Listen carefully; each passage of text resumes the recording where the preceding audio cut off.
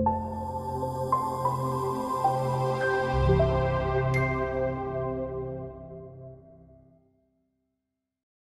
what's up, youth workers? My name is Carl Romas. I get the awesome privilege of leading a middle school, high school, college, and a young adults at Bayside Church, a multi-site church in Northern California.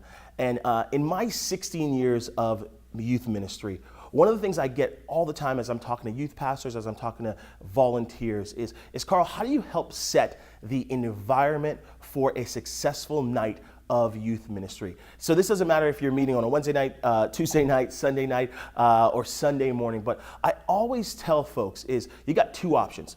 You can either be a thermometer or you can be a thermostat. Now, what does a thermometer do? A thermometer gauges the temperature of a room, but a thermostat changes that temperature. It changes the temperature of the room. And I think sometimes we look at a youth gathering with young people and we say, oh, it's up to the worship leader to set the tone for the night. It's up to the pastor preaching to set the tone for the night. But you volunteer, brave man, brave woman, that is your job. The time between the parking lot and the pews is the most critical time, I think, of a youth evening, of a youth gathering. What do I mean there? I mean, you have an opportunity to set the expectation of what a student is going to experience in that gathering time. Meaning, like, when a student shows up, they're looking and saying, hey, is there somebody here who knows who I am? That's your opportunity to get face to face with a student and say, hey, I know your name. I remember one of the things I did early on in ministry is, like, I had a hard time remembering students' names. Anybody ever been there? Yeah? I would just pick out one thing about a kid and I would remember that thing. And that would be our connection point. So I remember this student, Anthony, and he used to wear different hats every week. So my question for Anthony each week was like, oh, hey, what hat you got? What team is that? And sometimes I would know the team, but it was an opportunity to engage with him before service had started. And what that does is that brings down his tension. That brings down the walls that a student has built up. And they're like, okay, now someone knows me. Now there's an easy opportunity to engage. One of the other things I do, and again, it's just a small nuance of setting the temperature, setting the tone for that evening, is I try to put a hand on the shoulder of every student I interact with. Now, I know it's like, oh no, creepy youth guy touching everybody. No, come on, get here with me. What I mean is, you never know what that student's coming from. And a simple touch on the shoulder is communicating to that student that I see you, that I see you. And doesn't matter where you came from, doesn't matter what you're going through, this little hand on your shoulder is just showing you that I care about you. Another one of the cool things that you can do pre-service is be engaged with students. I know you're coming from work, you're coming from school, you're coming from your own busy life, and sometimes it's those last few minutes where, okay, I got to go over my notes for what we're going to do in small group later on. But being engaged with students is one of those things that just, again, helps to bring down the walls. So whether you got 9 square set up, whether you got a carpet ball, whatever activities are happening around, you want to grab a couple of students and you want to engage with them in that time. I've even seen some small groups, some volunteers do this where it's like, hey, we're going to get together and I'm going to tell you, student, where we're going for tonight with the message and start getting into the small group questions before. This is a perfect time to do your highs and lows of the week. Again, you're just trying to engage as much you can with that student before that service or program starts. Now, the beginning part's just one piece. I think the secondary piece is what happens on the back end of service. So oftentimes you may, when in our context, we go from service, then into small groups for an hour, and then it's dismissal time. And we want to run for our cars or get to a Chick-fil-A or an In-N-Out as soon as possible, right?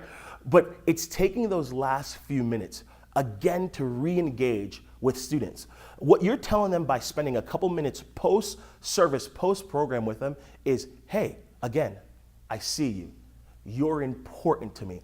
I value the time that you've put into this in coming here this evening or this afternoon or this morning. And again, it's simple things that you can do. It's, hey, let's go grab a shake after youth group together. Hey, I could see you had some questions in group that we didn't get to. Can I answer those questions for you? And this one is gold. Ready? Get this one. Take that opportunity to walk a student to their car, especially if they're getting picked up by a parent. this is gonna play double for you. See, as I walk a student to their car, I'm getting that one-on-one time with them. Even if it's just a short walk, but again, it's like, hey, this is me and you time. But then also, if I get an opportunity to say hey to their parent, now I'm showing the face of the ministry to their mom or to their dad or whoever's taking care of them. It's like, hey, this is the person that's pouring into my student. It gives me an opportunity to talk kindly about them. This one's for free. Every time you engage with a parent, when you walk a student to a car, tell them something good about their son or their daughter. That is just gold for parents. It's so encouraging for them to hear from other adults that their son or daughter is doing well, even if you have to make it up. I always say, hey, this is a great kid. This place wouldn't be the same without him. All right? Which is true. There are great kids in the place, wouldn't be the same without him. But really taking the time every single week to say, hey, I'm going to make an intentional point to engage with students before service. I'm going to make an intentional point to engage with students after service. These two things, I think, really help to take the tone of the youth group away from the program, and it makes it about the person. Because really, that's what every student is looking for. Every student is looking, is there someone here who knows me? Is there someone here who cares about me? And that's your job as a volunteer, is to be that person that I know you, I'm that person that cares about you. And I'm making specific efforts really to engage you in that way. So again, it's simple tactics. Like on your phone, I'd open a note on your phone and say, hey, youth group. And every student that you meet that night, just really right after you finish talking to them, just take out your phone, write a quick description of who they are, write down what they talked to you about, and make a point as you're getting out of your car to go into youth group that next week, that I'm gonna look at the note and I'm gonna say, okay, boom, here's Allison, and she just had a dance recital this week. She told me that last week. So I'm gonna walk up to Allison, I'm like, hey, Allison, how was that dance recital? What dance did you do? What song was it to? Even though you didn't go to it, Allison's going, whoa, you remembered that I had that this week. And again, that brings down those walls, and you've begun to set the temperature, to set the tone for that evening. This is so valuable because, again, as students walk in, what we're trying to do is get them to a point where they are most receptive to hear the gospel, where they're the most receptive to engage in their small groups. But what happens is when their walls are up so high, that's difficult. But your job, your privilege as a youth worker is to help bring those walls down so that they can have a personal encounter with Jesus Christ.